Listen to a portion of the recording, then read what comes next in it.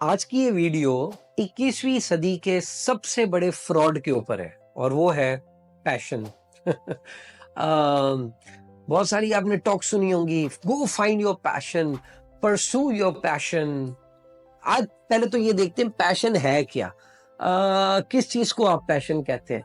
Passion की definition मैं किस तरह से पुटअप करता हूं। Passion is your present pleasant perception.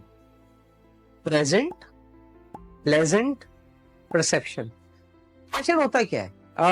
मुझे ग्राफिक डिजाइनर बनना है। ये कैसे आपको पता चला आपको ग्राफिक डिजाइनर बनना है? क्योंकि आपने अपने इर्द गिर्द सबसे अच्छा एक्सपीरियंस जिस चीज में लिया या सबसे अच्छा परसेप्शन जिस चीज के ऊपर आपका बिल्ट हुआ वो ग्राफिक डिजाइनर का था। इसलिए आपको खुदा ना खास्ता लगने लगा कि आप तो पैदा ही ग्राफिक डिजाइनिंग के लिए हुए हैं। बाय द वे, पैदा ही ग्राफिक डिजाइनिंग के लिए हुए से मुझे याद आता है कि there was a textile company I was working with, और उनका एक इंटरव्यू का प्रोसेस था। तो उन्होंने मुझे कहा कि आप इंटरव्यू प्रोसेस में हमारे साथ बैठे, इवैल्यूएट करें, अगर कोई फीडबैक है तो दीजिएगा। मैं कहा good, and I sat down and there was this boy, let's not take the name because I assume, क्योंकि अब तो वो मेरा लिंक्डइन का काम देखता है, सो हो सकता है वो इस वीडियो को भी देखे, so let's not take the name. But this boy who I'm now still in touch with, and he still recalls that moment. But उसने इंटरव्यू में उससे पूछा गया कि यार ये तुम फैशन डिजाइनिंग में क्यों आना चाहते हो? And here comes the mighty response. उसने कहा मैं पैदा ही फैशन डिजाइनिंग के लिए हुआ हूं। हाँ, पैदा हुए हैं ये भाई फैशन डिजाइनिंग के लिए। तो मैंने जो इंटरव्यू ले रहे थे, मैंने कहा सर मैं कुछ पूछ, बोला बिल्कुल सर पूछो। तो मैंने कहा भाईजान आप मुझे बताएं कि आपकी फैमिली का ताल्लुक कौन से औलिया और अईमा से है? तो वो ऑफ कोर्स आप इंटरव्यू में बैठे हो और इस तरह का कोई सवाल पूछ ले तो थोड़ा ऑकवर्ड हो जाता है। तो वो थोड़ा सा बेचारा बच्चा जो है ना वो थोड़ा कंफ्यूज हो गया। मुझे कहता है मतलब? मैं कहा नहीं बेटा, मतलब मैं ये जानना चाह रहा हूँ कि आपका जो ताल्लुक है, आपकी जो फैमिली का शजरा नस्ब चला आ रहा है, वो कौन से औलिया अईमा से चला आ रहा है? तो उसने कहा नो सर ऐसा तो कुछ नहीं है। मैं कहा नहीं बेटा, आप छुपा रहे हैं, आप जो भी बात है खुल के बताएं। तो वो थोड़ा ऑफेंड हो गया। वो कहता नहीं ये किस तरह का सवाल आप पूछ रहे हैं, इस तरह की कोई बात है ही नहीं। मैं कहा आपका मतलब किसी औलिया और अईमा से ताल्लुक नहीं है? बोला नहीं। मैं कहा नहीं यार बेटा, मैं तो नहीं मानता, क्योंकि अभी अभी आपने कहा है कि आप पैदा फैशन डिजाइनिंग के लिए हुए हैं। उसने कहा सर इसमें औलिया और अईमा कहां से आ गए?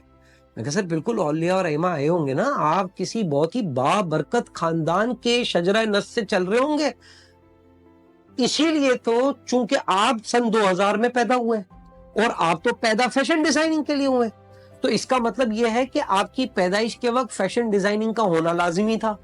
और फैशन डिजाइनिंग आपकी पैदाइश के वक्त हो और एक फॉर्मल इंडस्ट्री बन गई हो, उसके लिए अल्लाह सुब्हाना ताला ने कितने साल पहले किसी के दिमाग में आइडिया डालकर फैशन इंडस्ट्री की बुनियाद रखवाई होगी कि भाई ये हमारे साहब जो हैं ये 2000 में पैदा होने वाले हैं और इनकी तो पैदाइश का मकसद ही ये है, इनकी पैदाइश का मकसद ही ये है कि ये फैशन डिजाइनर बने। तो अगर तो ये अल्लाह ताला ने काम आपके लिए पहले से सेटअप करके नहीं रखा होता तो आपकी तो पूरी की पूरी पैदाइश जाया हो जाती। Come out of this nonsense. आप पैदा इसलिए हुए क्योंकि दो लोगों की शादी हुई। That's it, it closes the chapter. Passion has been a lazy excuse of not doing the work that matters. मुझे जब मेरे पैशन का काम मिलेगा ना तब मैं अच्छा काम करूंगा। सर शट अप, आप अपनी प्रेजेंट नौकरी को हराम कर रहे हैं। आपको ये काम मिला हुआ है, ये भरपूर तरीके से करें, क्या पता इसी काम के अंदर आपको पैशन मिल जाए।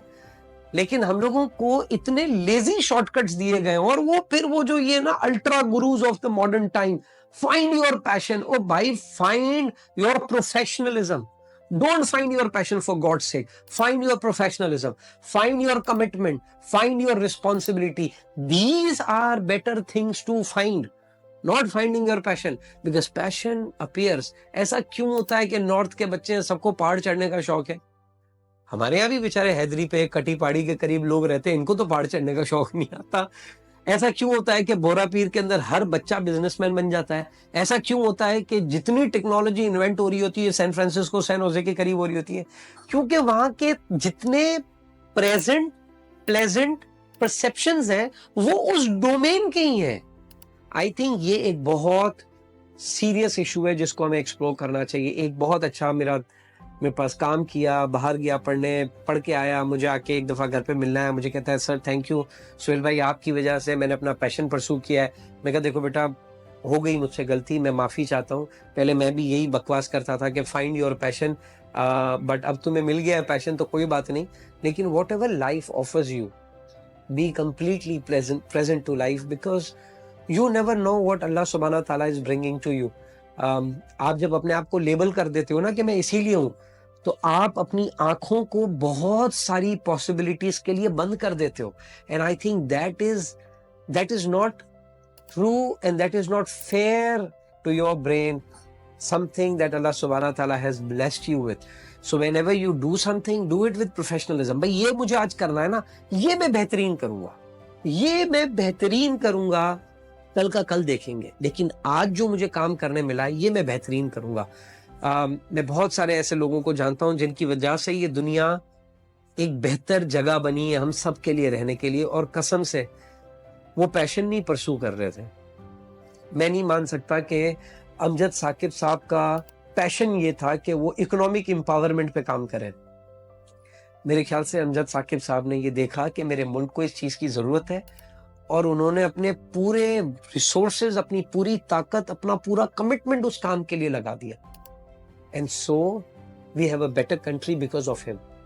सो आई थिंक ये जो पैशन का एक्सक्यूज हमने ढूंढ के रखा है, इसको बाहर निकालें, प्रोफेशनलिज्म को आने दें, रिस्पॉन्सिबिलिटी को आने दें, and as we all create a better life, a better world, a better country for all of us.